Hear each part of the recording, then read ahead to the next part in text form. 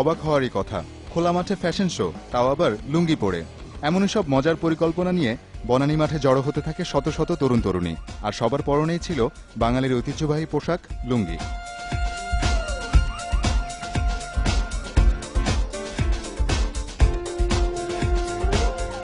হঠাৎ লুঙ্গি কেন? এর উত্তর জানতে হলে একটু পেছনে তাকাতে হবে।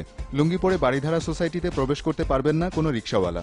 এমন সিদ্ধান্তের প্রতিবাদে সামাজিক যোগাযোগ মাধ্যম ফেসবুকে ডাক দেয়া হয় লুঙ্গি মার্চের, যে আহ্বান পায় অভাবনীয় সাড়া।